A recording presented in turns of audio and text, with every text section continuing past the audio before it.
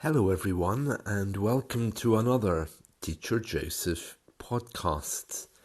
Today, we're going to talk about describing things. Describing things sometimes is a little bit difficult for people around the world. Not only because they don't have the words, but they don't really know how to use the words to describe the soul of a thing. I've noticed that many people often describe things materially.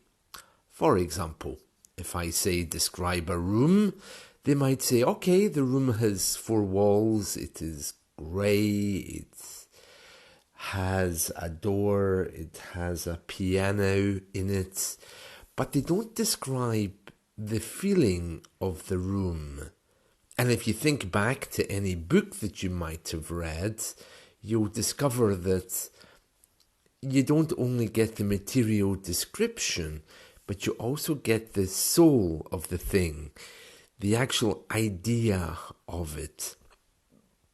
One very good way to begin describing things is to ask yourself the question, how does this thing make me feel? Okay, so imagine that you're looking, let's say, at a street market, okay? And you could begin by saying, okay, there's fruit and vegetables and clothes and many people. That would be perfectly fine.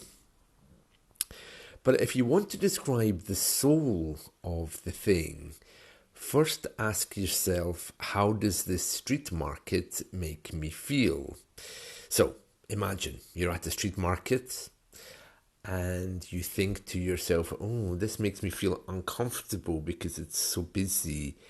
It makes me feel quite tense because there's a lot of people moving around here and I'm kind of getting pushed from side to side. Okay, so you've already described how it makes you feel, so you can frame that into the idea and into the soul of the thing. So you start to describe the street market. Well, the street market is very busy, uncomfortably busy because there's a lot of people in it.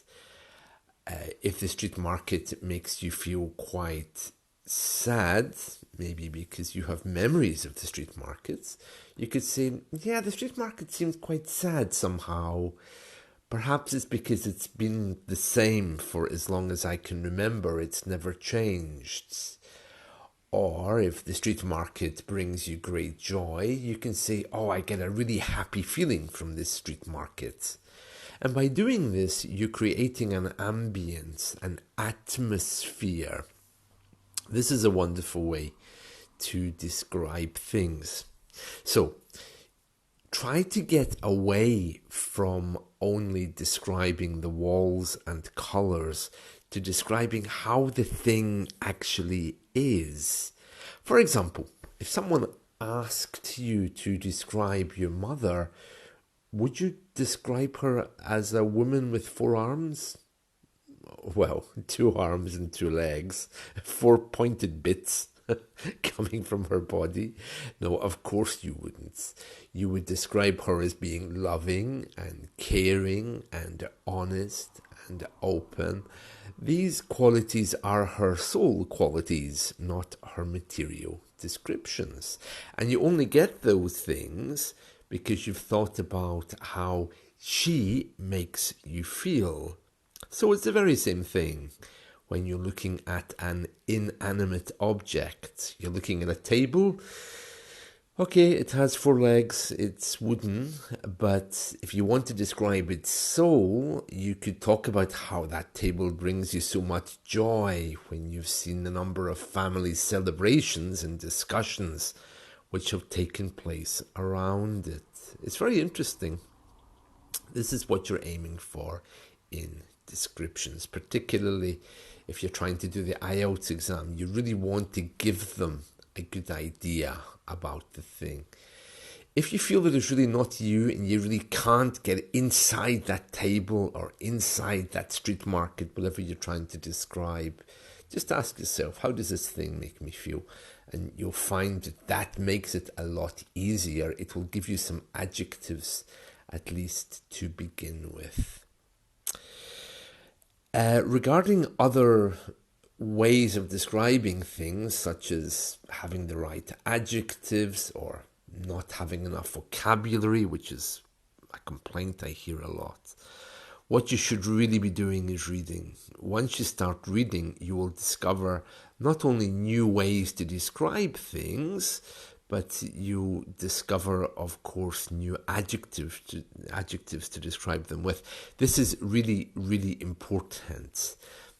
I say start reading. You don't need to sit down and read, War and Peace, but you do need to start somewhere.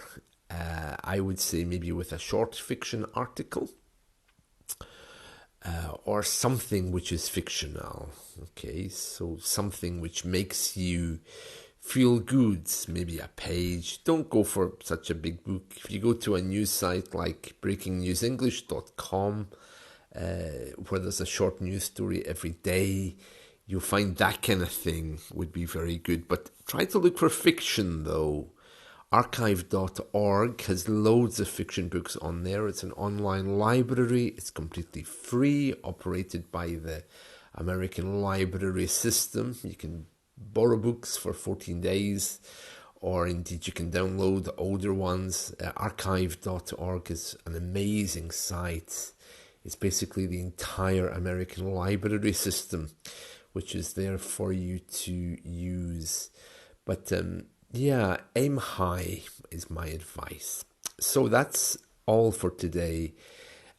So just remember, when it comes to describing things, try to get inside the soul. Just ask yourself, how does this make me feel? It's a really great way to begin. All right, that's it from me for today. Let's talk again soon and have a wonderful, wonderful day.